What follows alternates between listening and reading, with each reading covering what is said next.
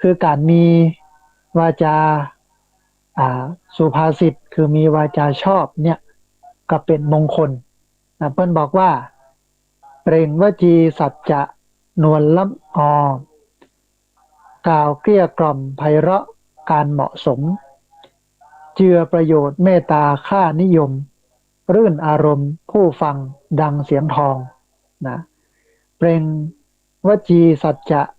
นวลละม่อมกล่าวเกลี้ยกล่อมไพเราะการเหมาะสมเจือประโยชน์เมตตาค่านิยมรื่นอารมณ์ผู้ฟังดังเสียงทองนะคำว่าวาจาอันเป็นสุภาษิตท่านผู้ฟังในที่นี้บ่ได้หมายถึงเพียงว่าจะต้องเป็นคำร้อยแก้วร้อยกลองเป็นคำคมบาดอกบาดใจมีความหมายลึกซึ้งตอนนั้นท่านผู้ฟังแต่รวมถึงคำอู้ที่ดีแล้วก็มีประโยชน์ต่อผู้ฟังตัวลักษณะของวาจาอันเป็นสุภาษิตนะซึ่งมีอยู่5 ข้อ 5 ประการท่านผู้ฟังเอาลองมาพอมากอยว่าคำโอ้คำจาที่มันเป็นวาจาสุภาษิตเนี่ยมันเป็นยังไงอันแรกเพิ่นบอกว่าต้องเป็นคำแต้เป็นคำอู้ที่มันแต้คือข้อมูลที่มันถูกต้องมีหลักฐานอ้างอิงได้บ่ได้ปั้นแต่งขึ้นมาอู้อันนี้เป็นวาจาสุภาษิตเป็นลักษณะของวาจาสุภาษิตคือต้องเป็นคำแต้ก็ถึงวันนี้บอกฮู้อันไหนแต้อันไหนปลอมมาทางเฟซบุ๊กมาทางไลน์ส่งมากันติ้งตั้งติ้งตั้งติ้งตั้งเปิดพ่อโอ้แต่บอกฮู้บึดเป็นอันนั้นบึดเป็นอันนี้นะบางครั้งบางทีก็อย่างที่บอกเป็นขยะข้อมูลปฏิกูลข่าวสารซึ่งจะต้องใช้วิจารณญาณแยกแยะแต่กาปลอมกาไปหาข้อมูลมาเปรียบเทียบเอียบอ้างอิงเนาะเพราะฉะนั้นเนี่ยท่านผู้ฟังการที่เราจะสื่อสารการที่เราจะอู้เนี่ยต้องเป็นคำอู้ที่แท้เป็นข้อมูลที่มันถูกต้องมีหลักฐานอ้างอิงได้ไม่ใช่ว่าจะอู้ก็อู้ใครอู้ก็ใครอู้หันเปิ่นส่งมาหันเปิ่นแชร์มามันมาได้พิสูจน์อะว่ามันแท้บัดแท้บ่ส่งไปแชร์ไปเฮือกับคนนั้นเฮือกับคนนี้กลายเป็นว่าเฮาเนี่ยเป็นคนที่ทำให้เกิดความปั่นป่วนเอาข่าวปลอมส่งแชร์ไปให้กับคนอื่นๆเพราะฉะนั้นต้องเป็นคำแท้ต้องเป็นคำแท้ต้องเป็นคำจริงที่จริงก็จะต้องพิสูจน์เสียก่อนจะไปฟังส่งฟังแชร์ฟังอู้เตื้อนะต้องพอต้องกอยว่ามันแท้บัดแท้ก็อย่างที่เล่าให้ฟังเนี่ยค่ะนั้นนกกา7 ปากอ่ะปูจานอะทำบุญทำทานวันพระวันศีลเรียบร้อยออกจากวิหารมาไปหันนกกาเกาะอยู่บนหลังคาวิหารมัน7 ปากนะ7 ซ้าย7 ขวาก็เอาไปโอ้กับอันป้าลีหรอสุมาเตอะถ้าไปตรงกับชื่อไผ่ทางใดนะป้าลีหน้าวัดเอ้ายะลีตะกี้นะข้าออกมาจากวิหารนะหันนกกา7 ปากอ่ะนะป้าลีก็เอาไปโอ้กับป้าแก้วนะนกกา7 ปากป้าแก้วก็เอาไปโอ้กับป้าสีนกกา7 ปากนะจากเป็นเจ็ดนกกาเจ็ดปากกลายเป็นนกกานกกา7 ปากกลายเป็นนกกา7 ปากกลายเป็นนกกา7 ปากลามเข้าลามเข้าลามเข้าไป7 ปาก7 ปากเนี่ยนะคนกับป้ากันมาลุ่มมาตุ้มพ่อไม่หามที่วัดใครหันนกกา7 ปากมันก็มีปากเดียวแล้วแหละตัวนี้ว่าไปเลยนี่แหละเพื่อหูคิงน้ำปิงพอแห้งเพื่อหูแจ้งพอแห้งแล้วน้ำปิงเพราะฉะนั้นท่านผู้ฟังกำอูที่เอาไปอูเนี่ยมันถูกเสริมเติมแต่งถูกตัดถูกทอนถูกเสริมเติมแต่งอย่างมานักพอสมควรจะต้องไปค้นหาข้อมูลกำอูที่มันเป็นแท้ถึงจะอู้ออกมาได้อันนี้เป็นต้องเป็นคำแท้ซึ่งลักษณะอันเป็นวาจาสุภาษิต อันที่สองต้องเป็นคำสุภาพคืออู้ด้วยภาษาที่มันสุภาพมีความไพเราะนะในถ้อยคำบ่มีคำหยาบหรือว่าบ่มีคำด่าต้องเป็นคำสุภาพเรียบร้อยบ่มีคำหยาบนะบ่มีคำด่าก็คำหยาบที่คนทั่วไปเปิ้นหูกันว่ามันเป็นคำหยาบเขาก็ถึงหูนะคำไหนที่มันเป็นคำด่าเขาก็ถึงหูก็ต้องโอ้ไปตามความเป็นจริงแล้วก็โอ้ด้วยคำไพเราะสนอหูอันที่สามอู้แล้วมีประโยชน์คือมีประโยชน์ต่อผู้ฟังถ้าหากนำแนวทางไปกึดหรือว่าไปปฏิบัติในทางที่มันสร้างสรรค์มันเกิดประโยชน์สร้างสรรค์ขึ้นมาอันอู้ก็อู้ไปแต่ว่ามันบ่นำไปสู่ความสร้างสรรค์มันก็บ่ได้เป็นวาจาสุภาษิตวาจาสุภาษิตนี้ต้องเป็นวาจาที่กล่าวแล้วมันเกิดประโยชน์ บ่เกิดโทษเกิดภัยบ่ว่าน้องว่าบ่เป็นไปในทางที่มันเสียมันมีประโยชน์อันที่สี่อู้ด้วยจิตที่มันมีเมตตาคืออู้ด้วยจิตใจที่มีความปรารถนาดีต่อคนฟังมีความจริงใจต่อผู้ฟังมีสองอย่างนะท่านผู้ฟังมีความปรารถนาดีแล้วก็มีความจริงใจนะอู้ให้คนฟังให้ได้ฟังสิ่งใหม่ๆข่าวใหม่ๆเรื่องใหม่ๆอันนี้คืออ่ามีความปรารถนาดีนะแล้วก็มีความจริงใจต่อผู้ฟังก็เอาเรื่องแต่มาอู้หรอกเอาเรื่องมันที่มันเป็นประโยชน์มาอู้นะอันนี้คืออู้ด้วยความเมตตาอันสุดท้ายท่านผู้ฟังอู้ได้ถูกกาลเทศะคืออู้ในสถานที่ที่มันเหมาะสมแล้วก็ในเวลาที่มันเหมาะสมโดยความเหมาะสมจะมีนักมีน้อยอย่างใดก็ขึ้นอยู่กับเรื่องที่อู้นะนี่คือลักษณะของวาจาอันเป็นสุภาษิตนะลักษณะของวาจาอันเป็นสุภาษิตกันนี้เฮามาพอมากอยนะอันนี้แหมน้อยหนึ่งท่านผู้ฟังมันมีที่จะให้ฟังนะอ่าปรัชญาของการอู้14ประการปรัชญาการอู้14ประการเรื่องแรกเพิ่นบอกว่าเรื่องด่วนเนี่ยเฮออู้จ๊ะเรื่องที่มันเป็นเรื่องเร่งด่วนเฮออู้จ๊ะอู้ชัดถ้อยชัดคำอันที่สองเรื่องใหญ่ต้องอู้ให้ชัดอู้ให้ชัดเรื่องใหญ่เรื่องโตเรื่องสำคัญต้องอู้ให้มันชัดเรื่องด่วนอู้ให้จ๊ะไม่ใช่ว่าด่วนกับเร็วปั๊บปั๊บปั๊บปุ๊บปั๊บไปเลยมาได้นะต้องอู้จ๊ะอันที่สองเรื่องใหญ่ต้องอู้ชัดนะให้มันเคลียร์ให้มันเข้าใจอันที่สามเรื่องน้อยอู้ให้มีอารมณ์ขันเรื่องเล็กเรื่องน้อยอู้ให้มันมีอารมณ์ขันบ่ต้องเอามาเป็นสาระบ่ต้องเอามาเป็นประเด็นสำคัญอู้ห้อมนั้นอู้ให้มันมอกม่วน อันที่สี่เรื่องบ่มั่นใจทบทวนให้ดีแล้วก็อู้นะถ้าบ่มั่นใจว่ามันเป็นเรื่องแท้บ่แท้บ่มั่นใจว่ามันเป็นเรื่องดีบ่ดีบ่มั่นใจว่ามันเป็นประโยชน์หรือบ่เป็นประโยชน์ก็จะต้องทบทวนแล้วก็อู้ต้องถ้าทบทวนไปแล้วมันบ่เป็นประโยชน์แท้แล้วเนี่ยมันบ่ดีเนี่ยมันบ่เหมาะกับการที่จะเอาไปอู้เฮาก็บ่อู้เนี่ยอันนี้คืออันที่สี่อันที่ห้าเรื่องที่ยังบ่เกิดก็จะเอาไปอู้ส่งเดชเรื่องที่มันฟังบ่เกิดเตื้อนี่จะไปฟังอู้เตื้อเพราะมันยังบ่เป็นแต่ยังบ่เป็นไปเกิดมันเป็นอย่างนั้นเนี่ยมันก็ผิดพลาดเนาะอย่างที่เพิ่นว่าเนี่ยการข้ามขวบบ่พ้นจะไปข่มขัวคือสะพาน สะพานไม้เนาะนะข้ามสะพานบ่พ้นแต่จะไปข่มขัวนั่นประกันนั่งเรือจะไปเหยียดแข้งคนบะเก่ามันถึงเน้นนะกำโอ้กำจาของคนบะเก่าอ่ะ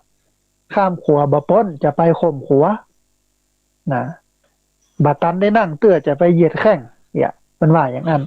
ก็คือเรื่องที่มันอย่าบ่เกิดเนี้ยเกิดบ่ควรที่จะเอามาอู้มาเอ่ย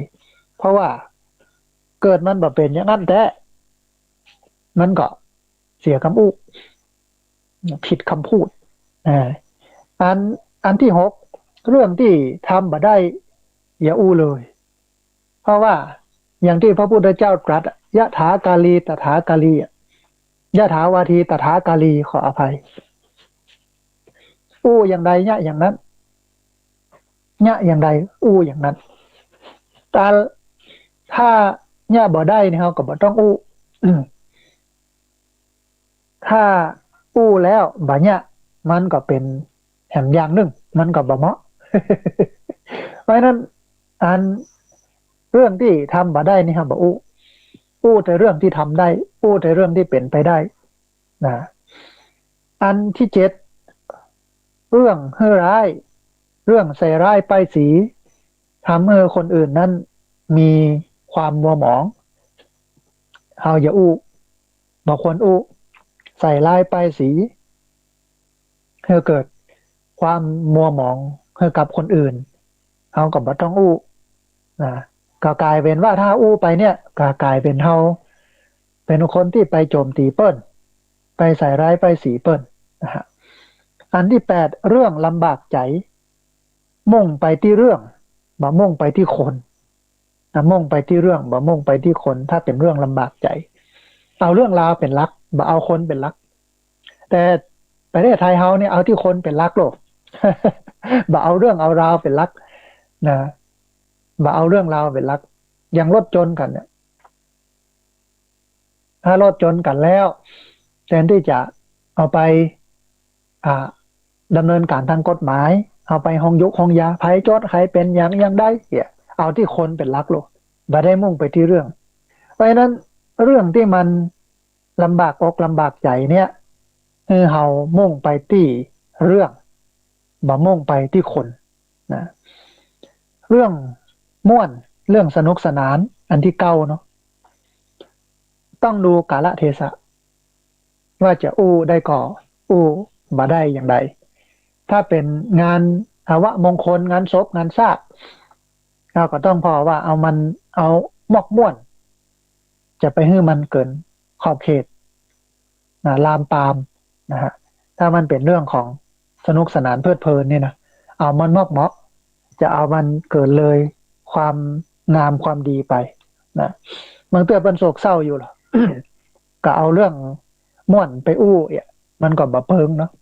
บางเตือเปิ้นม่วนเปิ้นสนุกสนานเพลิดเพลินก็เอาเรื่องเศร้าไปอู้มันก็เปลี่ยนฉาก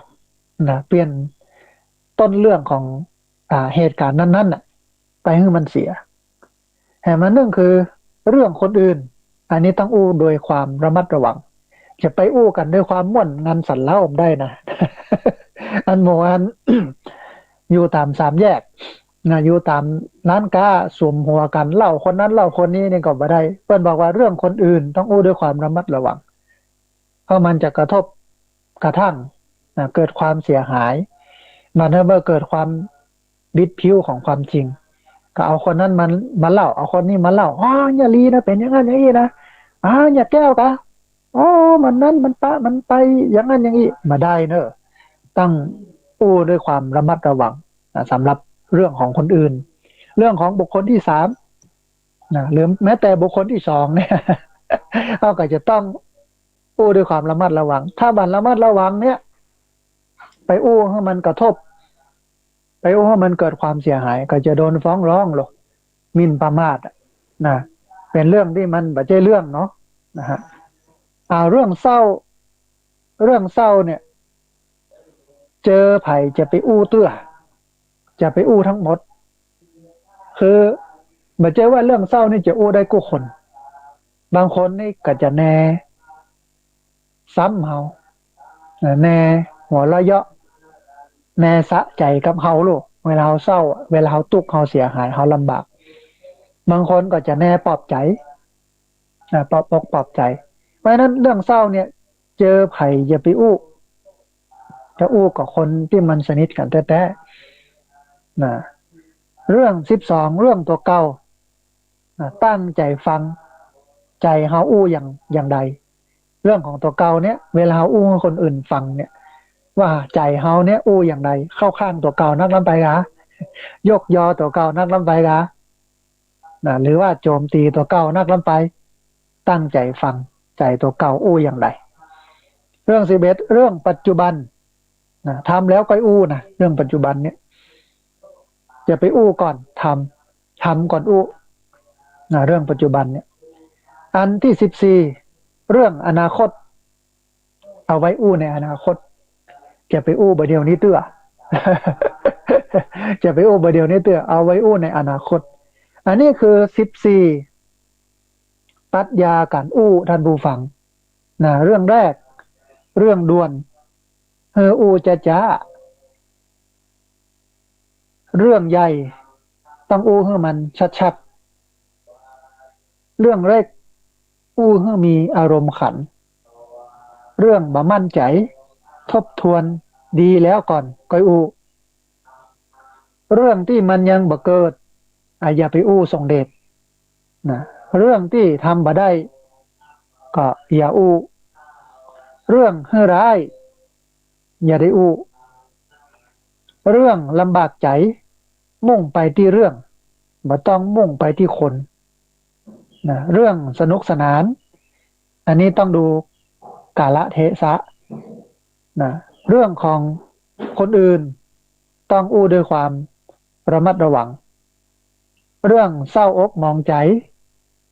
อย่าอู้กับกู้คนอู้ได้เป็นบางคนเพราะว่าบางคนมันแนหัวเราะเยาะ บางคนก็แนปลอบใจเรื่องตัวเก่าตั้งใจฟังใจเฮาอู้อย่างใดว่าเฮาเล่าเรื่องของเฮานี่เป็นอย่างไรตั้งใจฟังว่ามันจะทะเลทลายแป๊ดซ้ายแป๊ดขวาไปทั้งหน้าทั้งหลังอย่างไรออกจากกล้องรอยของความเป็นจริงนักไปก็ใส่สีตีไข่นักลำไปกะ ตั้งใจพอตั้งใจฟังตั้งใจพอเฮานะฮะเรื่องปัจจุบันทำแล้วค่อยอู้ทำแล้วค่อยอู้แล้วก็เรื่องในอนาคตอันนี้เอาไว้อู้เรื่องของอนาคตเอาไว้อู้ในอนาคตนะอันนี้ก็เป็นเรื่องราวที่เป็นปรัชญาการอู้ที่มันดีมันงามนะมองพอกอยแล้วก็โอ้เป็นไปด้วยความดีงามเรียบร้อยอันนี้เป็นปรัชญาการอู้เนาะทีนี้ท่านผู้ฟังมาถึงเรื่องของ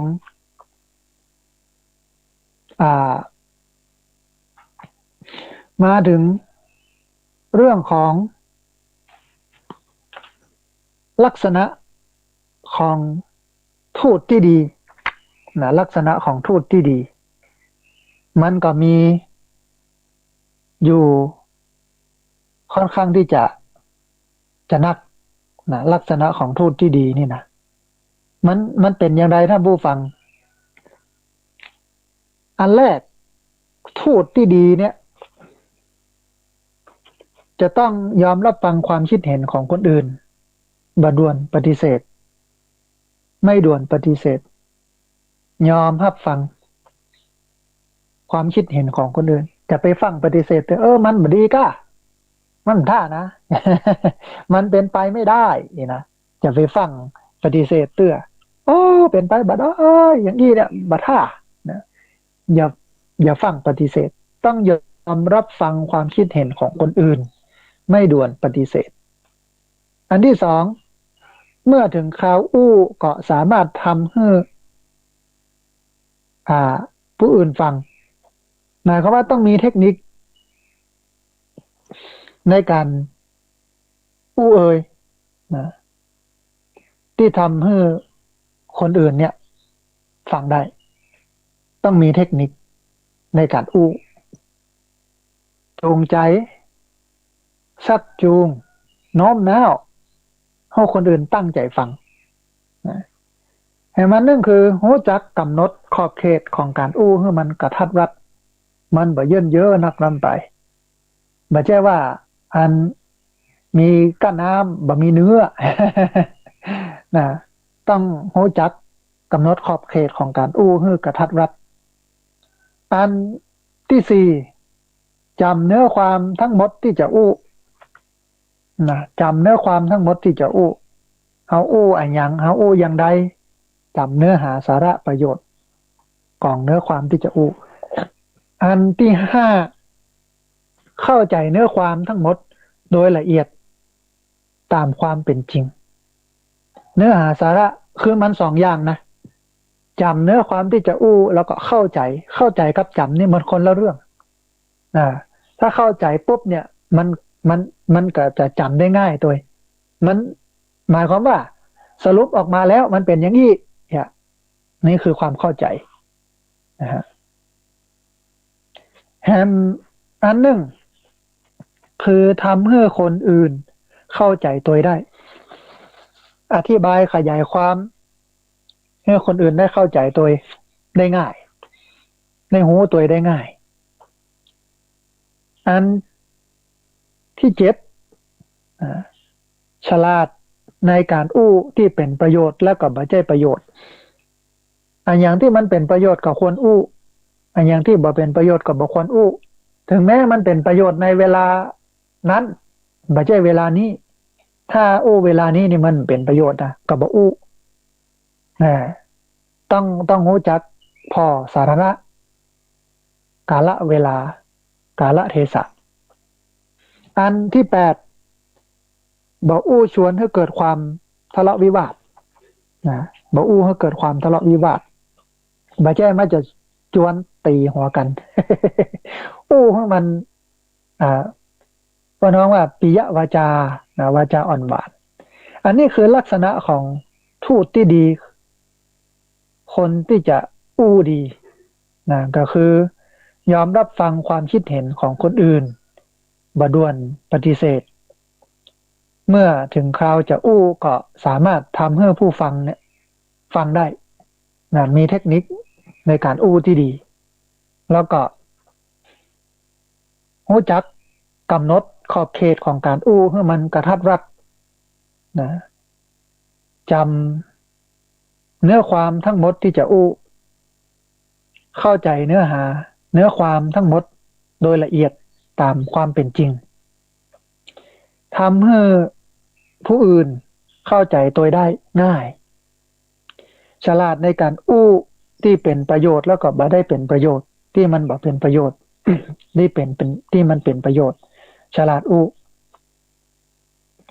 บ่อู้จวนให้มันเกิดการทะเลาะวิวาทนะทีนี้ท่านผู้ฟังเขามาพอมากอยเรื่องของอานิสงส์ของการอู้วาจาสุภาษิตการมีวาจาสุภาษิตอันแรกเป็นคนมีเสน่ห์เป็นที่ฮักของคนทุกชนชั้นเป็นคนมีเสน่ห์เป็นที่ฮักของคนทุกชนชั้นก็อู้ม่อนจาหวานอู้ถูกกาลเทศะนะอู้ดีใครๆก็ฮักใครๆก็หมนะอย่างที่เปิ้นว่านะอู้ฮือเปิ้นฮักอยากนักจักหวังอู้ฮือเปิ้นจังกำเดียวก็ได้เพราะฉะนั้นเนี่ยอานิสงส์ของการเป็นคนมีวาจาสุภาษิตก็เป็นคนมีเสน่ห์นะเป็นที่ฮักของคนทุกชนชั้นใครก็ฮักใครก็หมนะโอ้ดีนะโอ้เข้าท่าคนเปิ้นก็ติดตัวหลามติดตามหลามตัวลูกอันที่สองมีความเจริญก้าวหน้าทั้งทางโลกแล้วก็ทางธรรม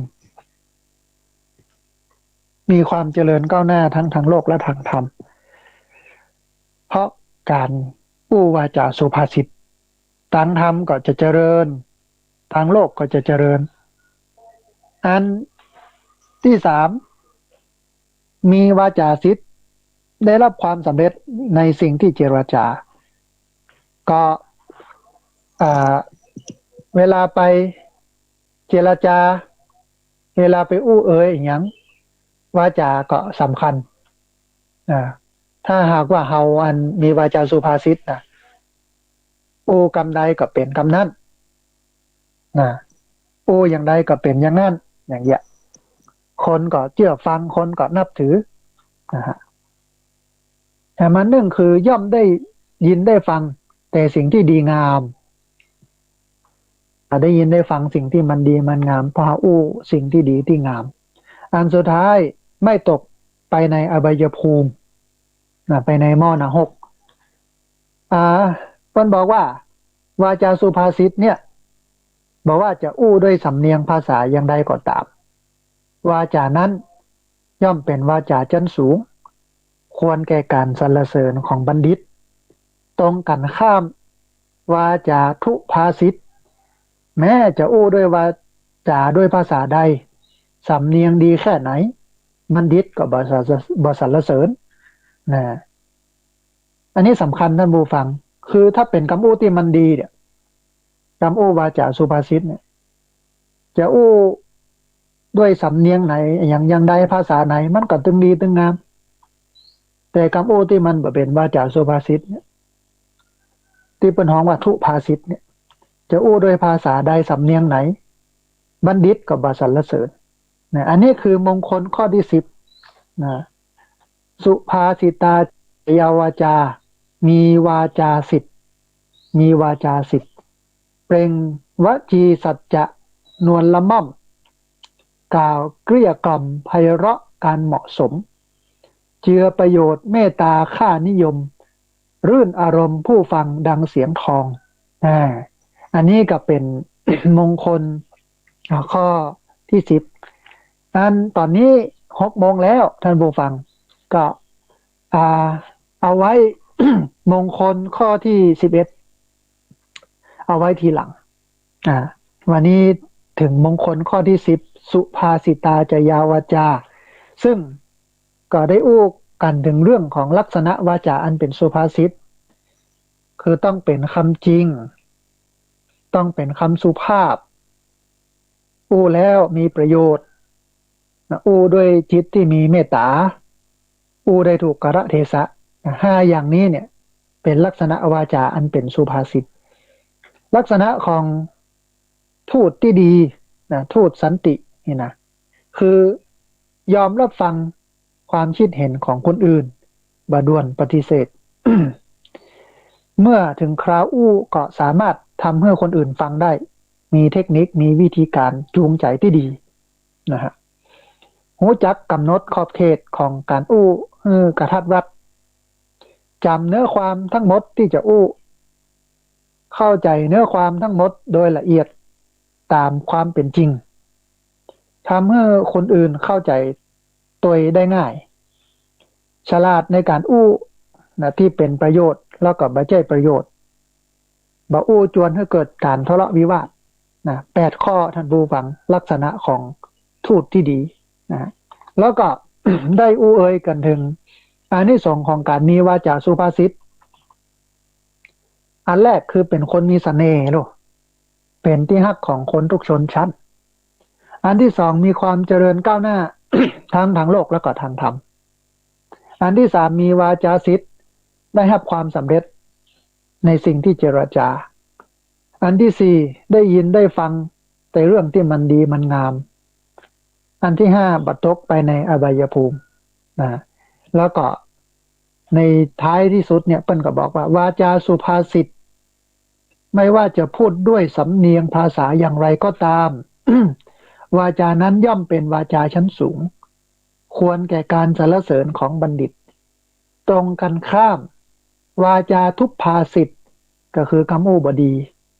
แม้จะพูดด้วยภาษาใดสำเนียงไหนก็ตามบัณฑิตก็ไม่สรรเสริญสุภาษิตาจะยาวาจาเอตัมมังคารมุตตัมมังการมีวาจาสุภาษิตเป็นมงคลด้านผู้ฟังก่อนที่จะเปิดสายเพื่อด้านผู้ฟังที่ติดตามรับฟังได้โทรเข้ามาร่วมบูร่วมเอ่ยกันได้โทรเข้ามาถามคำถามได้โทรเข้ามาร่วมแสดงความคิดความเห็นโทรเข้ามาเช็คสัญญาณว่า ฟังที่หั่นที่นี่ชัดบ่ชัดอย่างใดโทรมาให้กำลังใจอ่าอันขณะนี้ท่านผู้ฟังกำลังติดตามรับฟังรายการธรรมาภิวัตน์อันเป็นรายการวิทยุเพื่อการเผยแผ่พระพุทธศาสนาส่งเสริมการศึกษาและพัฒนาสังคมรายการนี้รับผิดชอบโดยอาตมาภาพพระสาธิตธีระปัญโยผู้อำนวยการสถาบันธรรมาภิวัตน์สถาบันเพื่อเผยแผ่พระพุทธศาสนาส่งเสริมการศึกษาและพัฒนาสังคมตั้งอยู่ณที่พักสงฆ์สถาบันธรรมาภิวัตน์บ้านซบเตินตำบลซบปาดอำเภอแม่เมาะจังหวัดลำปางรายการนี้ออกอากาศทุกวันอังคาร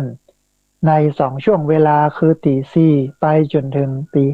5แล้วก็ตี 5เกิงไปจนถึง7โมงเจ้าช่วงเวลาตี 5จนถึงตี 5เกิงนั้นพักย่างให้ท่านผู้ฟังได้สวดมนต์ไหว้พระเจริญจิตตภาวนาปั้มเพ็งสมณธรรมศีลธรรมไปแล้วก็รายการนี้นั้นออกอากาศผ่านทางสถานีวิทยุในเครือข่ายสถานีวิทยุคลื่นสีขาวเพื่อชาวประชาหลายคลื่นหลายสถานีหลายจังหวัดที่ท่านผู้ฟังได้ติดตามรับฟังกันแล้วก็ออกอากาศผ่านทาง Facebook Live ซึ่งเป็นไลฟ์สดของทางวัดฝ่ายหินสถานีวิทยุวัดฝ่ายหินบันทึกเทปเอาไปออกทาง YouTube ของอาตมาภาพพระสาธิตธีระปัญโยเอาไปออกทาง Facebook ของอาตมาภาพพระสาธิตธีระปัญโยแล้วก็เอาไปออกผ่านทางเพจ Facebook ของสถาบันธรรมาภิวัตน์ซึ่ง3ช่องทางสุดท้ายทางหลังนี้ท่านผู้ฟังสามารถไปติดตามรับฟังย้อนหลังไปก๊อปปี้ลิงก์ไปคัดลอกลิงก์ส่งแชร์เอาไปให้กับญาติธรรมให้ได้ยินได้ฟังกันได้แถมตัวท่านผู้ฟังในช่วงท้ายของรายการในช่วงที่2นี้ก็เปิดสายนะท่านผู้ฟังท่านผู้ฟังที่ฟังอยู่ทางบ้านได้โทรเข้ามาร่วมมือร่วมเอ่ยกันได้โทรเข้ามาร่วมแสดงความคิดความเห็นกันท่านใดที่จะโทรเข้ามาเรียนเชิญเจริญพรที่เบอร์064-125-4122เบอร์064-125-4122เรียนเชิญเจริญพรได้โทรเข้ามาร่วมบูร่วมเอ่ยกันได้โทรเข้ามาร่วมแสดงความคิดความเห็นกันได้ร่วมให้กำลังใจกันที่เบอร์064-125-4122เบอร์064-125-4122ตอนนี้เปิดสายแล้วนะท่านผู้ฟังโทรเข้ามาได้เลยนะฮะก็อันได้ได้เอ่ยกันไป2เรื่อง2มงคลซึ่งเดี๋ยวต่อไปก็ได้ติดตามรับฟังกันแถมพอดีมีสายเข้ามาเดี๋ยวครับสายนี้ก่อนเปิ้นจะว่าจะได้พ่องเจริญพร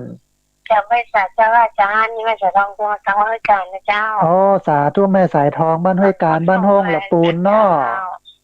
ติดตามตลอดเจ้าสาธุอนุโมทนาพระอาจารย์นั้นใจทุกความเลยเจ้าสาธุนำที่ตามมันก้อนไกลนะใจไหมสาธุติดตามรับฟังกันต่อไปแม่เจ้าก็กำลังใจพระอาจารย์นะเจ้าสาธุเจริญพรโยมแม่สายทองจากบ้านห้วยการบ้านห้องละปูนได้โทรเข้ามาร่วมบูร่วมเอ่ยกันได้โทรเข้ามาร่วมแสดงความคิดความเห็นกันได้โทรเข้ามาให้กำลังใจโทรเข้ามาให้ความห่วงอกห่วงใยต้องอนุโมทนาบุญเรียนเชิญเจริญพรท่านผู้ฟังที่เบอร์064-125-4122เบอร์064-125-4122เรียนเชิญเจริญพรได้โทรเข้ามาร่วมบูร่วมเอ่ยกันได้โทรเข้ามาร่วมแสดงความคิดความเห็นกันท่านผู้ฟังช่วงนี้ก็เป็นช่วงที่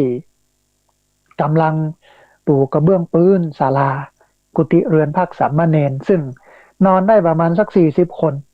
กว้าง6เมตรยาว20เมตรที่ท่านผู้ฟังทั้งหลายได้มาร่วมกฐินร่วมผ้าป่าก็เอาปัจจัยส่วนนั้นไปสร้างตอนนี้ก็ใกล้กันแล้วละท่านผู้ฟังเรือปูกระเบื้องเสร็จก็ตาสีในใจงบประมาณอยู่ประมาณ 90,000 ก็หาได้ประมาณสัก 70,000 ละแล้วแฮมประมาณสักเกือบ 20,000 หรือว่า10,000ปลายท่านผู้ฟังท่านใดใครร่วมทำบุญก็เดี๋ยว ดี๋ยวช่วงท้ายรายการก็โทรเข้ามาพอดีมีสายเข้ามาสายหนึ่งเดี๋ยวครับสายนี้ก่อนเปิ้ลจะว่าจะได้พ่องเจริญพร กำไม่สาเจ้าทำกรรม อ๋อสาธุเจริญพรโยมแม่แนะนำตัวน้อย แม่คำนวณบันเทิงต้อมเจ้าอำเภอเมืองปานจังหวัดลำปางเจ้า โอ้สาธุวันนี้เป็นอย่างไรพ่องโยมแม่สัญญาณ เจ้าถ้าเช่นนี้เจ้า สาธุอันฝนตกพ่องก่อที่เมืองปาน โอ้บัดตกเลยวังนี่เจ้า โอ้แห้งเหมือนกันแล้งเหมือนกันเนาะ เจ้า ที่แม่หมอกก็แห้งแล้งเลยนะฮะ เจ้า โทรเข้ามาให้กำลังใจเนาะโยมแม่เนาะ เจ้าไม่ให้กำลังใจละกันโอ้ธรรมะนี่มันเป็นอย่างพระอาจารย์ว่ากูย้ายอะเจ้า ฟังแล้ว ข ห อ ม ง ด มา อก หู หมดใจ เสียสั่งซุ่มสี่ซุ่มห้าหวาไปเลยกะมี อ่า เออมันถึงมันเหมือนพระอาจารย์ว่ากูย้ายอะเจ้าเข้าใจดีเนอะแม่ โอ้อนุโมทนาบุญกับแม่เนอ้อ เจ้าเจ้า สา กับพ ธุ ระอาเจ้า เจริญพรโยมแม่โทรแม่คำนวณเจ้ซ้อนเมืองปานโทรเข้ามาร่วมมือร่วมเอ่ยกันโทรเข้ามาให้กำลังใจกันแล้วก็บอกว่าตั้งแต่นะที่พระอาจารย์โอ้เนี่ยคนบางคนมันเป็นอย่างนั้นหรอกบอกโอ้อย่างสักอย่างสุมาด้วยท่านผู้ฟังโมขี้มีดัง ก็เอาไปอู้อย่างเงี้ยนะฮะวันนี้มีสายก็มาแถมสายหนึ่งเดี๋ยวครับสายนี้ก่อนเปิ้ลจะว่าอย่างไรพ่องเจริญพร คือเจ้าท่านอาจารย์เจ้า สาธุอันโยมแม่แนะนำตัวน้อย แม่กมลมอนเจ้าอยู่ละปูนเจ้า สัญญาณชัดเจนนี่เนาะโยมแม่เนาะ เจ้าสักกินเจ้า โอ้สา ปูน ธุ กระตกท่านพระครูเจ้า อ๋อที่ละปุนกับบะตกเนาะ เจ้ากระตกลูกเน้นนักเจ้า เอาปีนี้ถ้าจะแล้งบอกโอ้ เจ้าลำไยกับลูกเจ้าท่านพระครูเจ้า ลำไยถูกเนาะอืม เจ้า ก็ ถ้าฟังนั้น อาจารย์เทศก็ดีอกดีใจเจ้า โอ้ม่วนใจเนาะแม่เนาะ เจ้า ติดตามรับฟังกันต่อไปถันเนอะแม่เนอะ เจ้าติดตามไปเรื่อยๆเลยเจ้า โอ้สาธุอนุโมทนา อนุโมทนา เจ้า สาธุนะได้ข้อมูลมาแหมอย่างหนึ่งคือลำไยถูกปีวะนะปีนี้ซ้ำออกหนักออกหลายท่านผู้ฟังแล้วก็ถูกนะก็ช่วยกันบริโภคนะท่านผู้ฟังเนอะช่วยกันซื้อช่วยกันหาช่วยกันสนับสนุนพี่น้องบ้านเฮามีรายได้นะอย่างน้อยมันถูกก็ตามเตอะแต่ขอให้ได้ขายได้ซื้ออันเอาตื่นบ่ต้องเอาตื่นเอาอันทุนคืนมาก็ยังดี ดีกว่าขาดทุนเนาะวันนี้มีสายเข้ามาแถมสายหนึ่งเดี๋ยวรับสายนี้ก่อนเปิ้ลจะว่าอย่างใดพ้องเจริญพร ไม่สาเจ้านะพระอาจารย์นันนี่แม่จันเรือนใสบันเวียงประการ สันปะตองเจียงใหม่เนาะแม่เนาะ เจ้า สาธุอันโยมแม่เป็นอย่างไรพ้องฝนตกพ้องกอ มืดมาได้กายไปอ่ะ ลมพัดผ่านไปเนาะแม่เนาะนะ ยังอยู่เลยเดี๋ยวนี้เนาะ มันอยู่ในฤดูกาลเดียวสักวันมันถึงตกนะเนาะ มันมาถึงเวลาแล้วค่ะ มันยังไม่ถึงเวลาเตื้อเดี๋ยวถ้าถึงเวลานี่มันถึงตกถึงใสอันลงมาอันสัญญาณชัดเจนก็โยมแม่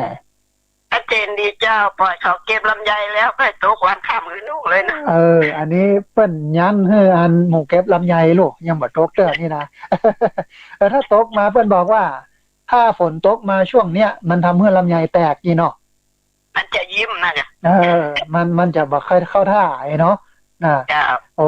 มันยันให้หมู่เก็บลำไย อย่างนี้อาจารย์ว่านะบางคนอ่ะ ไปอู้ที่ไหนคนหนีวุ่นๆวะ เนี่ยแตกกันตึงๆ องค์เตะไปเลยนะ แม่นบ่โอ้มีวาจาสุภาษิตหรอก็โอ้ไปเลยโอ้อย่างเงี้ยกะโอ้ทะเลาะเบาะแว้งอย่างเงี้ยเนาะอู้แบบมีความจริงนะเขาเลยอู้อะถ้ามันมาอู้เขาแบบนี้อ่ะ แม่นอันถ้าโอ้แต่โอ้วาจาสุภาษิตเนี่ยใครก็อยากฟังโอ้คนนั่นนี่หันมานั่งเขาก็ต้องมานั่งฟังก่อนนะแม่นโยมแม่น สาธุอนุโมทนาบุญกับโยมแม่เนอ้อแม่โอนไปแล้วเนอะทำบุญเดือนนี้นะโอ้สาธุอนุโมทนาบุญกับโยมแม่นะสาธุบุญรักษาไม่สาเจ้าสาธุแม่จันเรือนใสเวียงตาการสันปะตองเชียงใหม่เปิ้นเป็นอันทำบุญมาเดือนหนึ่งทุกเดือนละ300-400 กว่าบาทเพื่อเอามาเป็นก้ายาแต่ว่า ก็ยาเนี่ยต้องจ่ายเป็นอาทิตย์ละนะ300นี่เนาะแต่พอดีโยมแม่เพิ่งก็ช่วยได้ส่วนหนึ่งก็ช่วยได้นักเลยทีเดียวต้องอนุโมทนาบุญกับแม่จันเวือนใสพอดีมีสายเข้ามาสายหนึ่งเดี๋ยวครับสายนี้ก่อนเปิ้ลจะว่าจะได้พ้อง เจ้าอยู่ไม่บอกเอาที่นาอาจารย์ อยู่อันยังไม่บอกว่าเจ้า โอ้อยู่ละปูนเนาะแม่เนาะ เจ้า สัญญาณเป็นยังไงพ่อแม่ บางคนหมดแม่บอกว่าเนาะ ม่วนอกม่วนใจเนาะแม่เนาะ เจ้า ชื่นอกเย็นใจ ตัวแม่กับฟังว่า โอ้อนุโมทนาบุญ แม่ละเป็นที่ว่าสมเด็จแหละ เอาวัดไปไว้ในบ้านหรอก เจ้า ในบ้านเป็นวัดเอาไว้ ไปทายแม่ไปหน้ากับมันลูกเตี้ยฟังกันไหลกันฟังก็จะได้โจกับฟังนี่แม่มีหลายช่องทางตอนนี้สถานีวิทยุของพระพุทธศาสนานี่มีหลายคลื่นเขาก็ฟังไปนะแม่เนาะเจ้า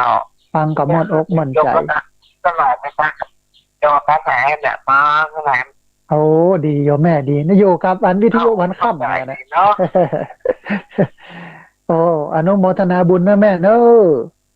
เจ้าแต่พระเจ้าสาธุเจริญพรนะอันเนี้ยมีวิทยุเป็นเพื่อนเนาะอยู่กับวิทยุเนี่ยฟังสถานีนั่นสถานีนี้ตัวเจ้านั่นตัวเจ้านี้ก็ม่วนใจนะอยู่กันไปพอดีมี สายเข้ามาสายหนึ่งเดี๋ยวครับสายนี้ก่อนเปิ้ลอย่าว่าจะได้พ้องเจริญพรครับกล่าวสาครับท่านอาจารย์สาธุยมป้อแนะนำตัวน้อยพ่อบุญธรรมบ้านปู่หนองเวียงตัวเป้าครับสาธุยมป้อบุญธรรมเป็นยังไงพ้องยมป้อสัญญาณชัดเจนดีก่อสัญญาณนี่ชัดเจนอยู่ครับโอ้อนุโมทนาบุญนะฟังธรรมะวันนี้เป็นไดพ้องยมป้อก็มันก็อยู่ที่การฟังไงเนาะบางคนก็ตียังท่านว่าฟังแล้วอันเจ็ดปากกับ7 ปากเนี่ยเนาะ คนฟังบางทีก็หาเนาะมันแปลกันไปโลหลายคนกับหลายปากเนาะพ่อเนาะอย่างน้อยเดียวเนาะเป็นงานไปแห่เนาะนะถ้าฟังดีๆอู้ดีๆนะมันก็บาผิดพลาดนะเนาะอู้ดีเจอกับคนฟังเนาะแม่นละคนฟังเอาไปเป็น7ไปแห่เนาะกลายเป็นนกกา7 ปากไปเหี้ยนะครับอนุโมทนาไม่พอเลยอ่ะเชมไก่จะกลับไปเนาะปูจานะโดนด่าแล้วกันเนาะแม่นะครับอนุโมทนาบุญกับโยมป้อเนอะครับผมข้าไว้สาครับสาธุนะป้อบุญธรรมนะอนุโมทนาบุญกับโยมป้อที่โทรเข้ามาร่วมเอ่ยกันได้โทรเข้ามาร่วมแสดงคอมเมนต์กันเรียนเชิญเจริญพรนะท่านผู้ฟังเนอะที่เบอร์064 125 4122เบอร์064 125 4122มีสายที่โทรเข้ามาแล้วบ่ได้รับสายโทรเข้ามาแล้วบ่ติด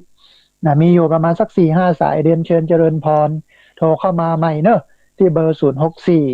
125 4122เบอร์064 125 4122พอดีมีสายเข้ามาสายหนึ่งเดี๋ยวรับสายนี้ก่อนเปิ้นว่าจะได้พ้องเจริญพรไม่สายอันเจริญพรโยมแม่แนะนำตัวน้อยแอมพรกันถ้ามีอยู่บ้านลังกาที่ห้องเข้าเจ้าโอ้สาธุเจียงไฮ้เนาะแม่เนาะเจ้าสัญญาณชัดเจนดีก่อนแม่ที่เจียงไฮ้ชัดเจนเจ้าโอ้สาธุเนื้อหาสาระธรรมะวันนี้เป็นได้พ้องโหดีเจ้าโอ้ฟังแล้วเข้าอกเข้าใจเนาะแม่เนาะสาธุอนุโมทนาบุญกับแม่เนอะเจ้าสาธุเจริญพรโยมแม่โทรเข้ามาจากเวียงป่าเป้าโทรมาให้กำลังใจเช็คสัญญาณว่าฟังชัดฟังกับม่วนอกม่วนใจดีพอดีมีสายเข้ามาแถมสายหนึ่งเดียวรับสายนี้ก่อนเปิ้นจะว่าจะได้พ้องเจริญพรเจริญพรเจริญพรสาธุเจ้าสวัสดีเจ้าสาธุญาติโยมคุณโยมแนะนำตัวน้อยไม่ใส่นะเจ้าแนะนำตัวน้อยโยมแม่อยู่แม่หลังลีที่พระเจ้าแม่หลังใน2เจ้าอำเภอลีจังหวัดลำพูนเนาะแม่เนาะ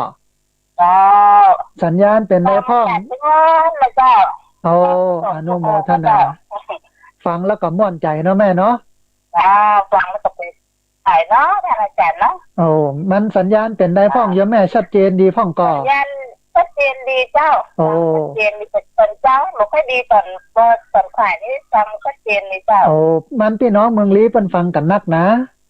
ฟังมากเจ้าฟังกันมากกันหลายหมู่บ้านเราของจะฟังกันแซ่บมากกันหลายเจ้าอนุโมทนาบุญกับพี่น้องที่ติดตามรับฟังอนุโมทนาบุญเนอะ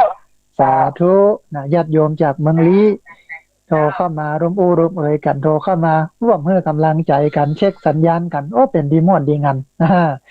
เรียนเชิญเจริญพรเนอะท่านผู้ฟังเนอะที่เบอร์0641254122เหลือเวลาแห่งประมาณสัก40นาทีพุ่นนะอันพอดีมีสายเข้ามาสายหนึ่งเดี๋ยวครับสายนี้ก่อนเปิ้นจะว่าอย่างไรพ่องเจริญพรกราบสาเจ้าอาจารย์อันนี้มาตู้มาลองเนอะสาธุแม่สุเป็นได้พ่องอันปิกมาบ้านมาจองหรือยังเจ้ายังอยู่ละมุนอยู่ อยู่ละปูนเนาะดีละโยมแม่ลูกหลานเพิ่นดูแลอยู่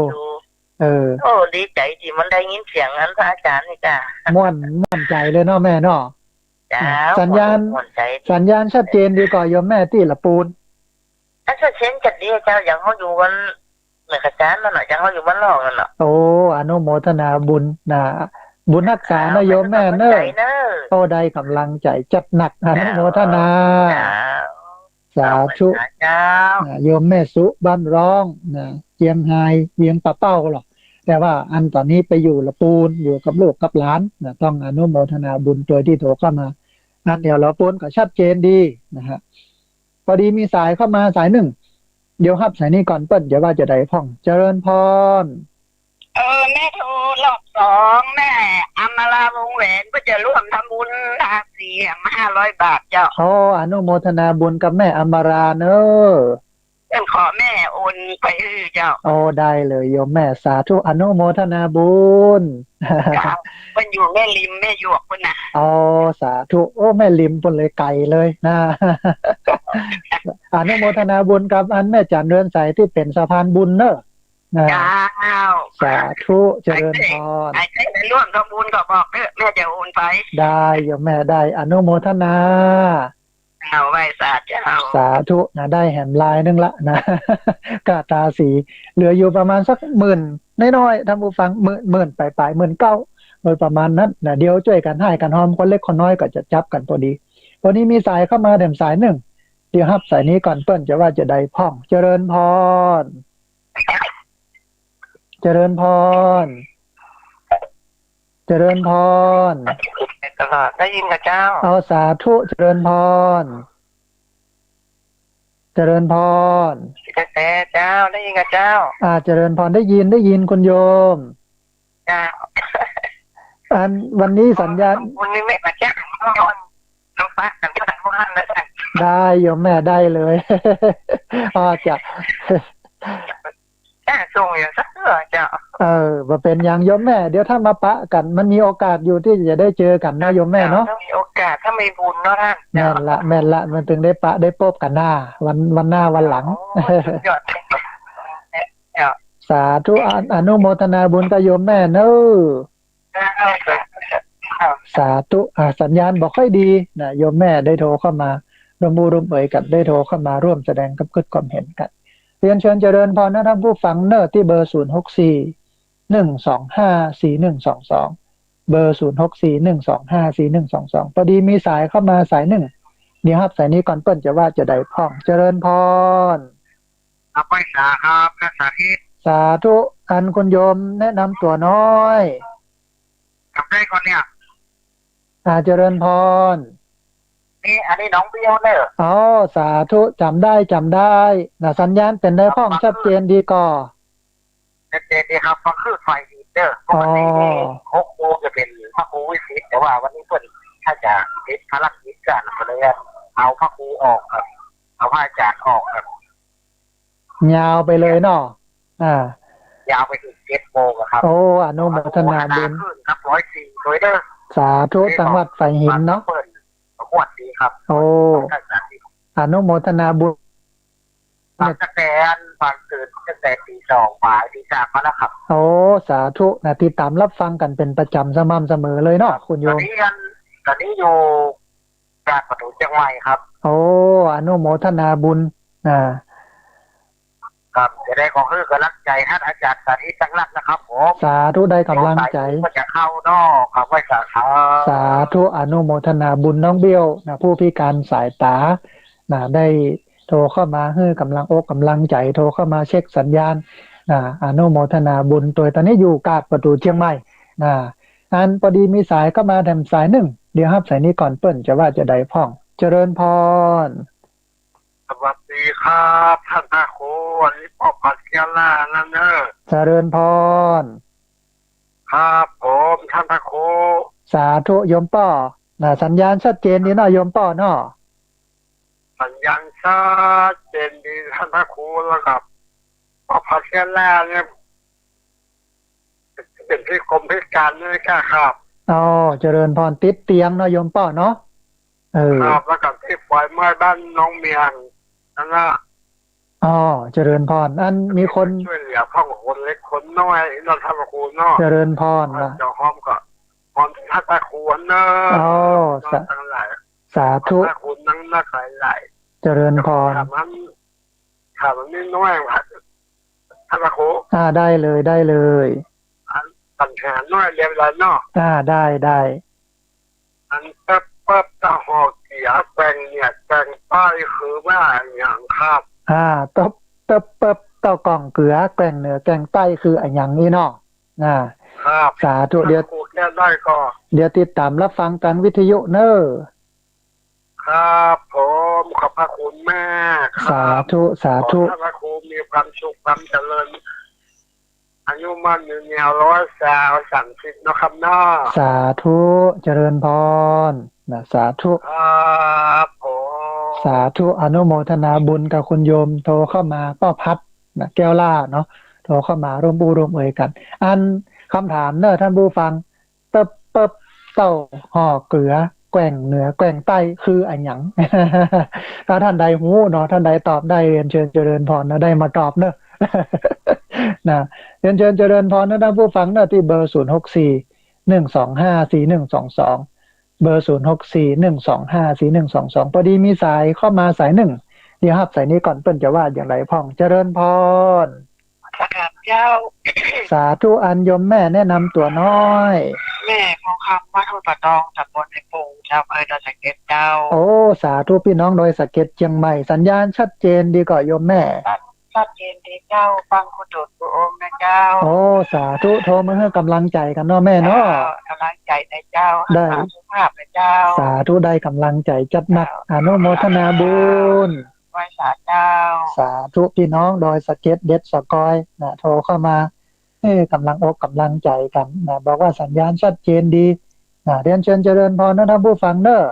ที่เบอร์0641254122ไผที่บ่เคยโทรกันเตื้อก็โทรมาเหี่ยนะ พอดีวันนี้เปิดสายให้ได้โทรเข้ามากันนักกันหลายเวลาเหลือเยอะอยู่เนาะพอดีมีสายก็มาแถมสายหนึ่งเดี๋ยวครับสายนี้ก่อนเปิ้นจะว่าจะได้พ่องเจริญพรโอ้สาธุนะอยู่อันบนดอยเนาะ เจ้า โอ้สาธุสัญญาณชัดเจนดีเนาะโอ้อนุโมทนาบุญอย่างไรก็ติดตามรับฟังกันแถมเนอะ เจ้า สาธุนะโยมแม่อยู่บนดอยนะจอมตองโทรเข้ามาให้กำลังใจกันนะโทรเข้ามาร่วมอู้ร่วมเอ่ยกันต้องอนุโมทนาบุญตัวย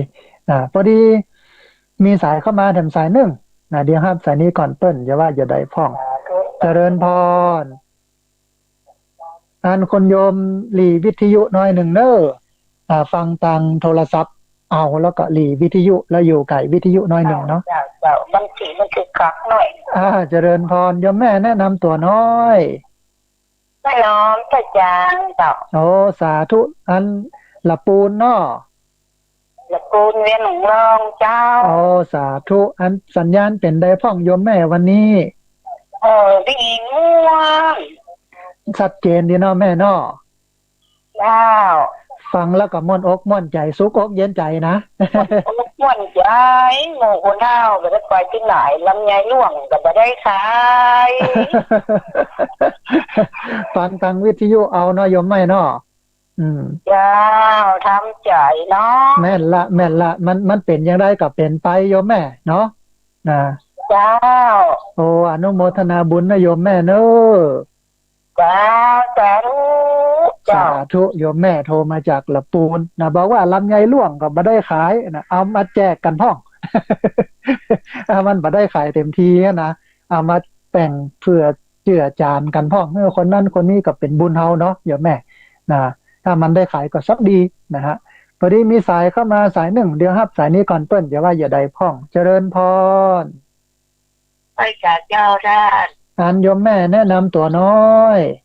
อันเนล่าตาสีทูอยู่กองคามเจ้าตำบลดีอำเภอดีจังหวัดลำพูน โอ้สาธุสัญญาณเป็นได้พ่องโยมแม่ชัดเจนดีพ่องกอ สัญญาณชัดเจนดีเจ้า โอ้อนุโมทนาบุญโทรมาให้กำลังใจกันเนาะโยมแม่เนาะ เจ้าได้สาระประโยชน์จัดดีเข้าใจจัดดีเนื้อด้านเด้อ โอ้อนุโมทนาได้กำลังใจจัดหนักเลยโยมแม่นะ แม่คือกำลังใจด้านเด้อ สาธุโยมแม่อนุโมทนาบุญ เจ้าสาธุเด้อ สาธุเจริญพรนะโยมแม่จากเมืองลี้โทรเข้ามาให้กำลังใจนะเรียนเชิญเจริญพรเหลือเวลาแห่มประมาณ25นาทีได้แห่มประมาณสัก3-40สายพวก 25นาทีนี่นะพอดีมีสายเข้ามาสายหนึ่งเดี๋ยวรับสายนี้ก่อนเปิ้นจะว่าจะได้พ่องเจริญพร เจ้า เจริญพรโยมแม่แนะนำตัวน้อย พระราชจริงเจ้าตำบลมะเรือนอำเภอปะจางเจ้า โอ้สาธุอันโยมแม่สัญญาณชัดเจนก่อนวันนี้ ชัดเจนดีเจ้า โอ้สาธุโทรมาให้กำลังใจกันเนาะแม่เนาะ เจ้า ได้กำลังใจจัดหนักเลยชื่นอกเย็นใจโยมแม่ เจ้า ยังได้ก็ติดตามรับฟังกันต่อไปเนอะ เจ้า สา ตลอดเจ้า สาธุอนุโมทนา เจ้ากับพระเจ้า สาธุนะทุกเสียงทุกสายนี่เป็นกำลังใจนะท่านผู้ฟังนะอย่าไปละไปลืมโทรเข้ามาร่วมร่วมเอ่ยกันโทรเข้ามาร่วมแสดงความคิดความเห็นกันที่เบอร์064-125-4122เบอร์064-125-4122เหลือเวลาประมาณ25นาทีท่านผู้ฟังได้แหมจัดหลายสายพี่น้องเมืองน่านนะพี่น้องลำพูนพี่น้องเชียงใหม่พี่น้องลำปางพี่น้องเมืองแปะพี่น้องพะเยาที่ไหนตั้งใดได้ยินได้ฟังเนอะโทรเข้ามาร่วมร่วมเอ่ยกันโทรเข้ามาร่วมแสดงความคิดความเห็นกันพอดีมีสายเข้ามาสายหนึ่งเดี๋ยวครับสายนี้ก่อนเปิ้นจะว่าจะได้พ้องเจริญพรเจริญพรโยมแม่ลีวิทยุน้อยหนึ่งน้อฟังทางโทรศัพท์เอาเนอะนะเจริญพรโยมแม่แนะนำตัวน้อยแม่ฉันท้องมันต้องร้อนเจโฮมเจ้า อ๋อสาธุโยมแม่เป็นยังไงพ่องโยมแม่มันฝนตกพ่องก็ตกว่าโอ้ไหลไก่ตกบ่หนักเนาะหนักอะคนรถตกอะไรอันที่แม่เมาะนี่บ่มีมาเตื้อมีแต่คึมๆแล้วก็หายไปคึมๆก็หายไปหนักอะมันห่อนโอ้กาเจ็ดปากมันฟังทีหล่นจะย่ำไปหน่อยที่แท้แต่ว่ากาเจ็ดปากนั่นน่ะมันนั่นโอ้กันไปนักกะโอ้กันไปยาวไปคืบเป็นว่าเป็นซอกกูเนาะเพี้ยมาถึงเฮาเนี่ยก็กลายเป็นนกกาเจ็ดปากไปเหี้ยท่านว่าเก่าตกตีไปตะวิ่งแม่นละเอาไปขยายกับอู้เพราะฉะนั้นการอู้เนี่ยจะต้องมีทิศพิจารณาเพื่อดีจะได้บ่เป็นโทษเนาะแม่เนาะเจ้าในเส้นเดียวนี่ไหนเนาะไปเกะไปกาเกะบ้าน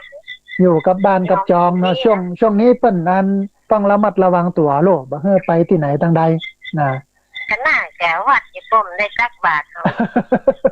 ก็คนนักคนหลายนี่มันได้เดี๋ยวปฏิบัติธรรมเป็นเจ้าบ่ก็กลัวนะคนเดียวก่อนคนไปนักก็โยมแม่กูเตื้อโอ้คนนั้นลอยไปหัวบ้านนี่นะอันนั้นก็ต้องระมัดระวังเดี๋ยวเข้าภาษาวันนั้นยังอยู่ฝุ่นจักอยู่เฟเจ็ด แต่เพิ่งไปอยู่อย่างดองเขาต้มขนมแล้วนะ บางวัดนี่เปิ้น งานก็จะ บางวัดนี่เปิ้นเอาอันบาทละไว้หรอใส่บาทแล้วก็กลับอ่ะ อันนี้กับกับนี้เขาไปที่เหมือนย้อมกับแม่เลยนะต่อเลยเหรอ ทุกอันตึงวันพระเลยกะทุกวันพระเลยกะทุกวันพระเลยกะเอาภาษาเนี่ยก็ตึ้งตักอยู่บ้านนะดีพวกน่ะก็เหมือนกันละกันแต่ตอนนี้อันโควิดมากับตักอยู่เนาะกำได้ตักเงินอยู่เป็นอันเจ้าคณะอำเภอเป็นสั่งมานะเพื่อความปลอดภัยเนาะเจ้าเจ็บจะลงพินลอยไปวัดอันนี้จะพอมายำว่าวัดหมอนมันอย่างใดเป็นหลักพอนะคนนักคนหลายเจ้าหันเจ้าวันเฮาวันชะเกียวขันมหาประยุนเนี่ยดีโยมแม่ดีรักษาเปิ้นเฮาดีนะโยมแม่เนอะเจ้าเอาแซนจะได้อยากกินยังไงส่งเข้ามือดีโยมแม่ดีกันเนาะวันนั้นหมดนั่นวันนั้นหมดนั่นคนเดียวคนน้อยเดียวกับพวกพี่น้องเดี๋ยวหายประจานเนาะอยู่ตนเดียวเนาะเจ้าต้องอนุโมทนาบุญกับญาติโยมใจห่มดูแลพระดีสาธุอนุโมทนาบุญเอาอนุโมทนาบุญกับแม่เนอะสาธุนะเรียนเชิญเจริญพรท่านผู้ฟังที่เบอร์064 1254122เบอร์064 1254122เรียนเชิญเจริญพรได้โทรเข้ามาพอดีอันสายที่โทรเข้ามาบ่ได้รับสายที่โทรเข้ามาแล้วบ่ได้ติดโทรเข้ามาใหม่เนอะที่เบอร์064 1254122เบอร์064 1254122พอดีมีสายเข้ามาสายหนึ่งเดี๋ยวรับสายนี้ก่อนเปิ้นจะว่าอย่างไรพ่องเจริญพรภาษาท่านนะครับพระอาจารย์ครับสาธุอันยมป้อแนะนำตัวน้อยวินสันกิเล็กก็เป้าอ่ะ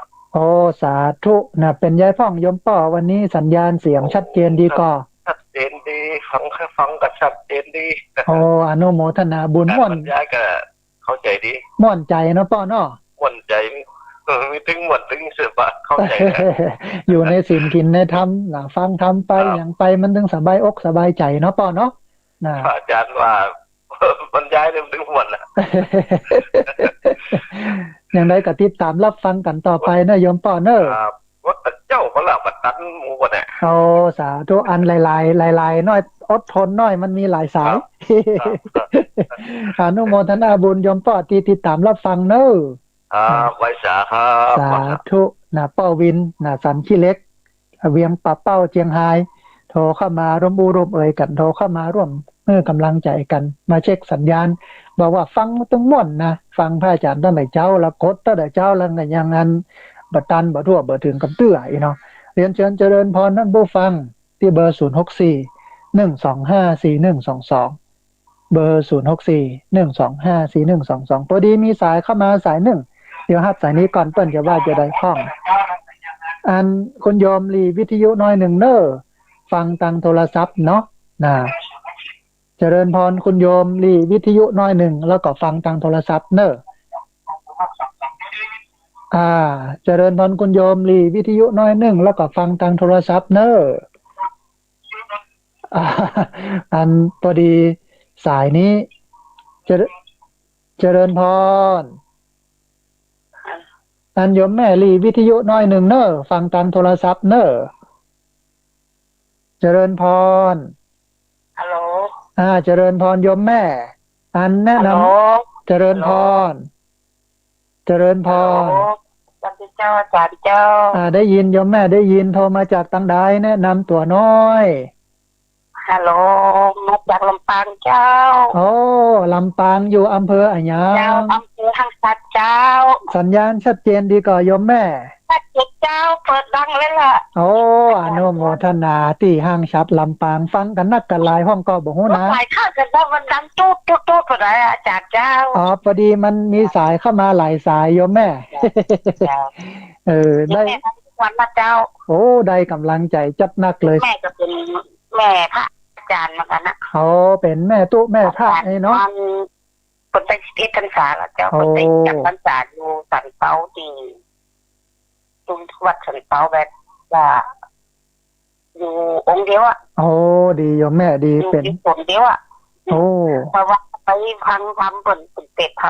ำมีตัวเดียว โอ้ดี แต่มีคนมาพังทำประมาณคนมา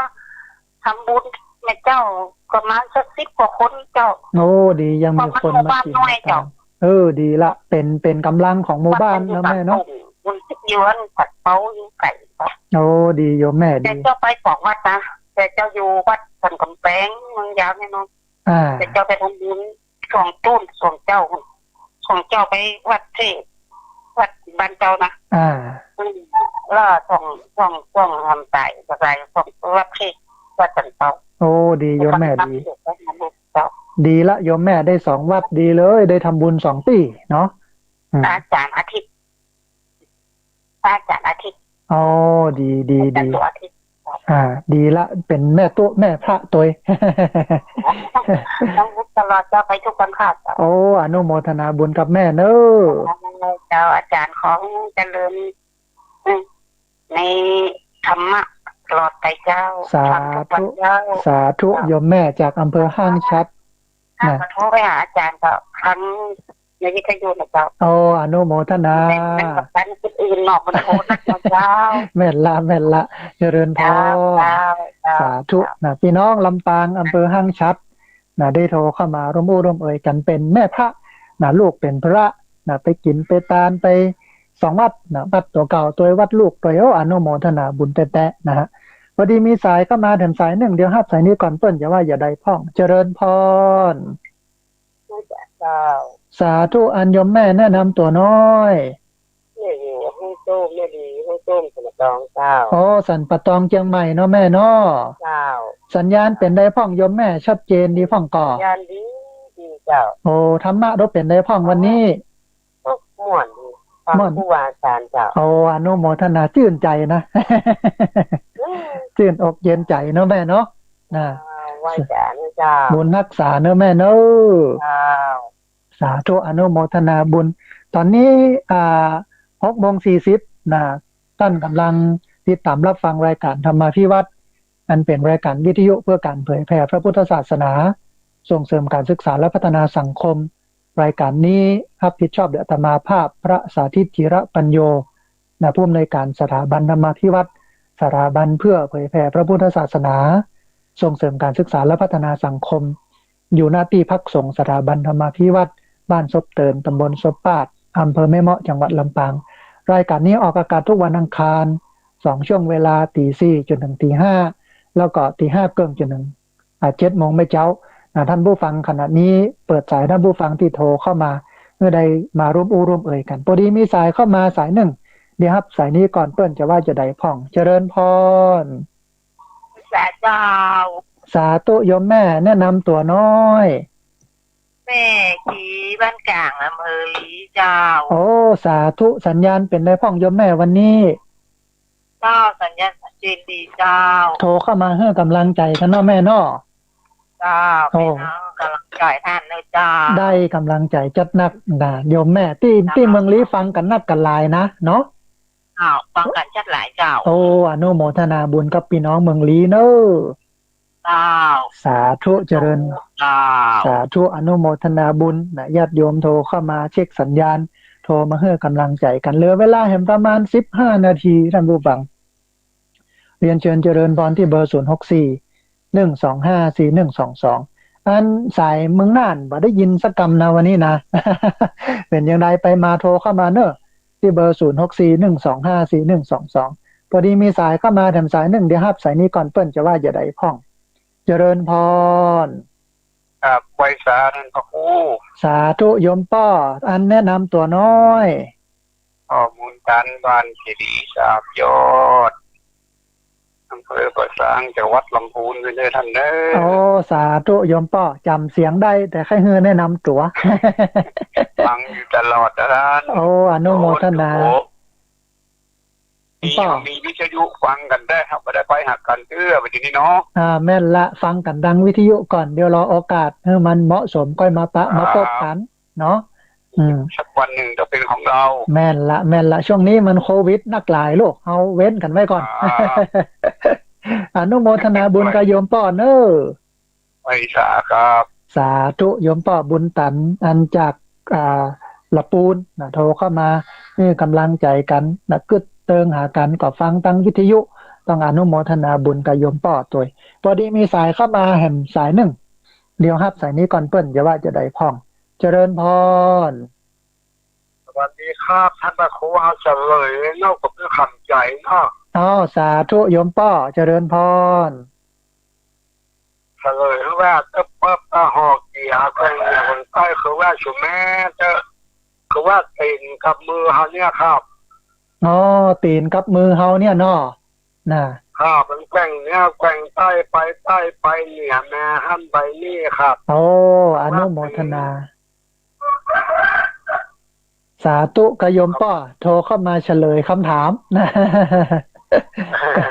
อนุโม ขอบพระคุณมากจะมีหลายอย่างเลยนะท่านพระครู ได้โยมป้อกันนี้ก็โทรเข้ามาเนอะโยมป้อเนอะครั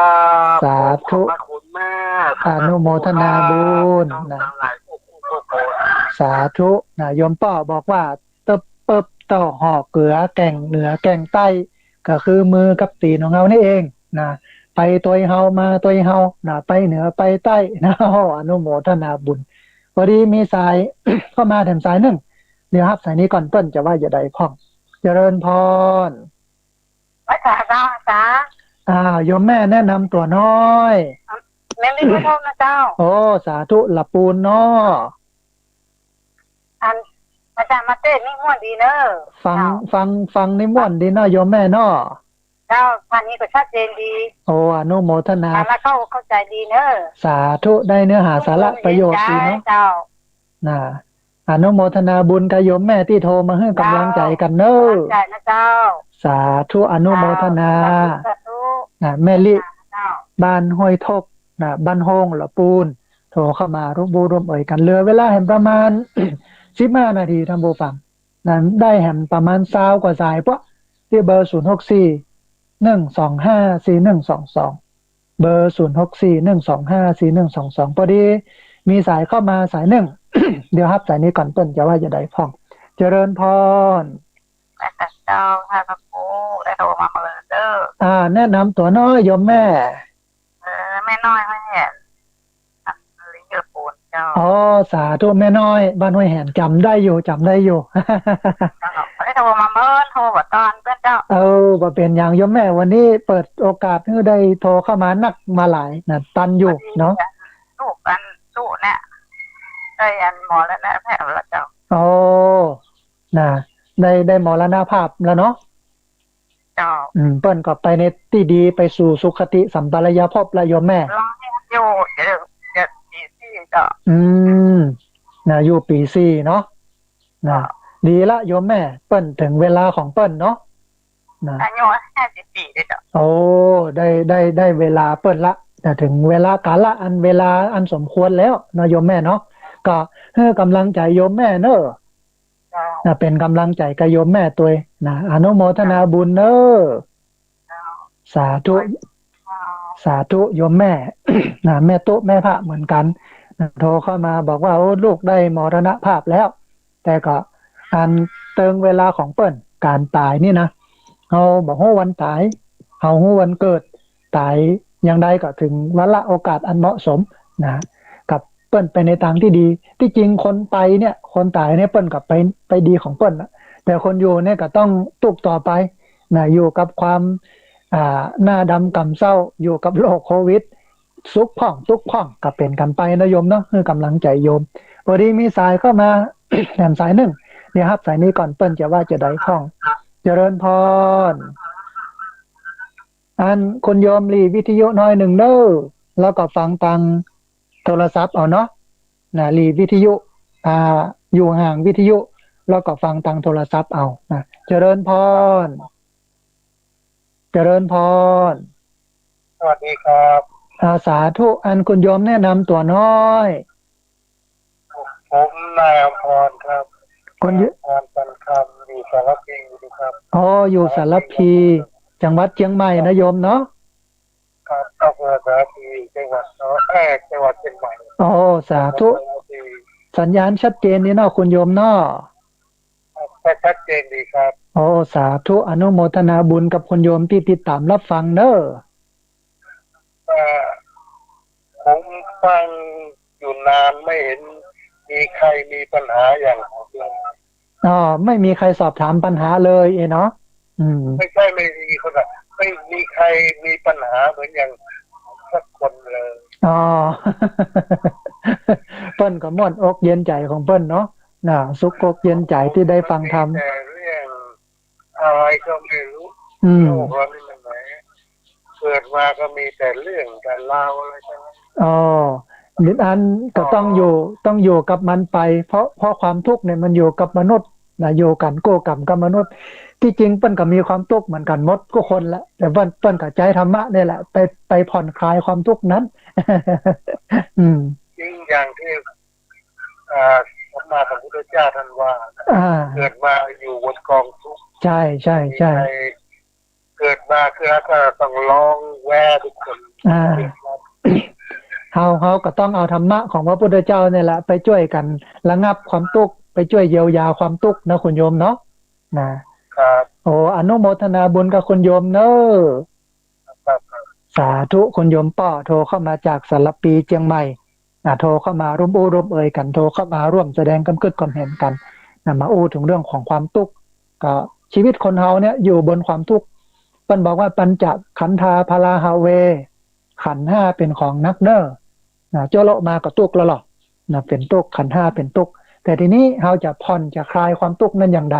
เราก็จะต้องดึงเอาธรรมะนั้นเนี่ยมาประพฤติมาปฏิบัติอยู่กับศีลกินกับธรรมอย่างนี้กับคนโยมความทุกข์มันก็จะสลายมันมาลายไปจากนักเป็นน้อยจากน้อยก็กลายเป็นหายไปเนาะพอดีมีสายเข้ามา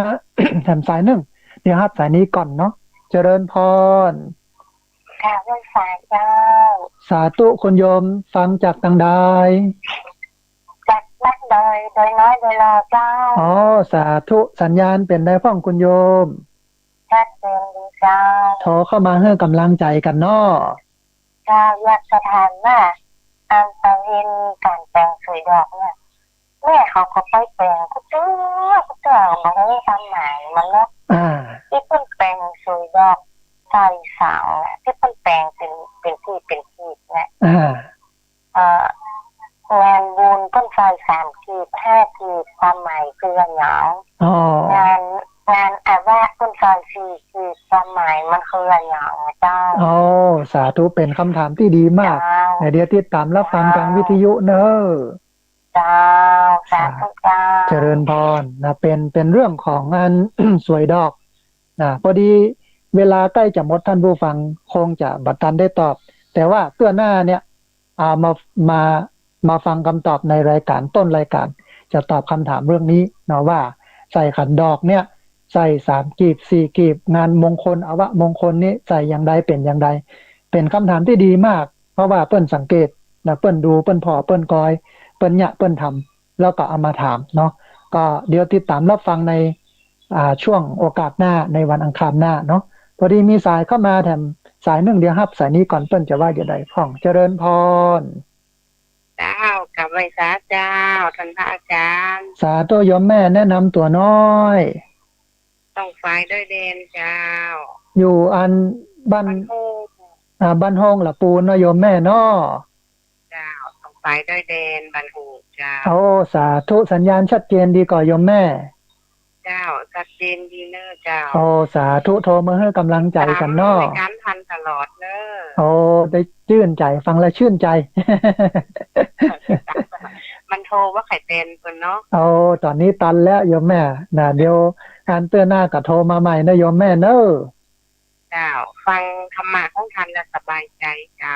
ม่วนอกม่วนใจเย็นใจจุ่มใจเนาะแม่เนาะเจ้าโอ้กำลังใจเนื้อเจ้าสาธุได้กำลังใจจัดนักอนุโมทนาบุญสาธุเจริญพรโยมแม่โทรเข้ามาจากบ้านห้องละปูนโทรเข้ามาห่วมให้กำลังใจโทรเข้ามาเช็คสัญญาณว่าชัดเจนว่าชัดเจนอย่างไรฟังที่หั่นที่นี่ให้กำลังอกกำลังใจกันหรือก็โทรเข้ามาถามคำถามเหมือนกับนั่นคุณโยมที่โดยน้อยโดยหล่อโทรเข้ามาถามตะกี้ก็ได้แต่ว่าตอนนี้ตอบบัตันเพราะว่าเวลามันสั้นเอาไว้อังคารหน้า ต้นรายการเวลายาวได้จะเอาอาจตอบนั้นหลายประเด็นนะเพราะว่าคำถามนี้ลึกซึ้งมีคำตอบหลากหลายนะพอดีมีสายเข้ามาสายหนึ่งเดี๋ยวครับสายนี้ก่อนต้นจะว่าอย่างไรพ่องเจริญพร รอบที่3แล้วเนอะเจ้า สาธุแม่จันเรือนสาย เกิดมาแล้วมันก็ต้องมีตึงตุกตึงสุขดีใจเสียใจเนี่ยกันเนาะ เป็นธรรมดา ธรรมดาของมนุษย์ มันเคล้ากันไปนะสลับกันไปซับกันมาเอียกันเนาะโยมแม่เนาะมันจะมาแบบใดเราก็ต้องรับได้ทุกอย่างนะแม่นละมันขึ้นมันลง เดี๋ยวมันก็ผ่านพ้นไปแล้วนะเดี๋ยวมันก็ผ่านไปเป็นว่าอย่างนั้นลูกตึงสุขตึงตุกนะสุขเข้ามาก็ผ่านไปตุกเข้ามาก็ผ่านไปเนาะโยมแม่เนาะเจ้าทำใจดีๆก็แล้วกันเถอะอนุโมทนาบุญต้องไปยอมแพ้เอาชนะให้ได้อยู่กับมันให้ได้เนาะโยมแม่เนาะเจ้าไหว้เจ้าสาธุแม่จันเรือนใสนะโทรเข้ามาร่วมบุญร่วมเอ่ยกันเรือแฮมประมาณสัก2 นาที3 นาทีท่านผู้ฟังที่เบอร์064 125 4122เบอร์064 125 4122เรียนเชิญเจริญพร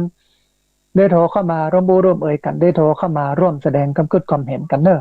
อันติดใจคำถามตะกี้นะคันสวยดอกนี่นะแต่งอย่างใดเดี๋ยวรอวันอังคารหน้าเดี๋ยวจะคำตอบเนาะวันนี้มีสายเข้ามาสายหนึ่งเดียวครับสายนี้ก่อนเปิ้นจะว่าอย่าใดพ่องเจริญพรเจ้าอาจารย์สาธุโยมแม่ท่านแนะนำตัวน้อยเขาก็ไม่ใจแหลกนะสาธุตอนนี้ติดแล้วโยมแม่จึงมาติดเดียวโยมแม่แนะนำตัวน้อยใจอยู่บ้านบวกกับลี่เจ้าแม่หลงเนาะเจ้าบ้านบวกเมืองลี้ละปูนโทรเข้ามาให้กำลังใจเนาะแม่เนาะฟังเจ้าเข้าใจดีฟังม่วนอกม่วนใจแต่เสียท่าโทรเข้ามาบ่ค่อยติดหลายอย่างแล้วก็อนุโมทนาบุญกับแม่หลงเนอะเจ้าสาธุกำลังใจเพื่อนใจเนอะได้กำลังใจจัดหนักเลยโยมแม่อนุโมทนาเจ้าสาธุเจ้ากว่าจะโทรเข้ามา ติดนี่นะก็เป็นตกเป็นยากแต่ว่าก็พยายามท่านผู้ฟัง เพราะว่าคนฟังเยอะมีกันหลายสายเรียนเชิญเจริญพรได้แหมสักสายหนึ่งที่เบอร์064 125 4122เบอร์064 125 4122เรียนเชิญเจริญพรได้โทรเข้ามาร่วมบุญร่วมเอ่ยกันได้โทรเข้ามาร่วมแสดงคำคิดความเห็นกันวันนี้ก็เอามงคลชีวิตมงคล38ประการกับมาได้2เรื่องเดี๋ยวแหมกำนึงก็จะเป็นอันตอนเรื่องที่11จะได้พบกันแหมพอดีมีสายเข้ามาสายหนึ่งเดี๋ยวครับสายนี้ก่อนเป็นสายสุดท้ายเนาะเจริญพรครับผมสาธุครับคนโยมแนะนำตัวน้อยสีครับอยู่สำเมิงครับสาธุครับอำเภอสำเมิงจังหวัดเชียงใหม่เนาะครับผมสัญญาณเป็นไดพ่องสำเมิงสัญญาณเป็นไดพ่องที่สำเมิงครับสาธุอนุโมทนาโทรมาให้กำลังใจกันเนาะถ้าแต่โควิดออกมานี่ชอบฟังมันธรรมะทุกวันได้มีเวลาอยู่กับธรรมะนะโยมเนาะครับผมดีละเดี๋ยวมันตึงผ่านไปคุณโยมได้ก็อยู่บ้านครับอดทนเอาเดี๋ยวมันตึงผ่านไปเนาะครับสาธุครับอนุโมทนาบุญกับพี่น้องสำเมิงเนอะครับผมสาธุเจริญพรสาธุเอาละท่านผู้ฟังได้เวลาปิดรายการแล้วงดรับสายไว้แต่เพียงเท่านี้ก่อนวันนี้อาตมาภาพพระสาธิตธิรปัญโยผู้ดำเนินรายการธรรมาภิวัตรอันเป็นรายการวิทยุเพื่อการเผยแผ่พระพุทธศาสนาส่งเสริมการศึกษาและพัฒนาสังคมรายการนี้ออกอากาศทุกวันอังคารในช่วงเวลา 4:00 ไปจนถึง 5:00 แล้วก็ 5:30 ครึ่งไปจนถึง 7:00 น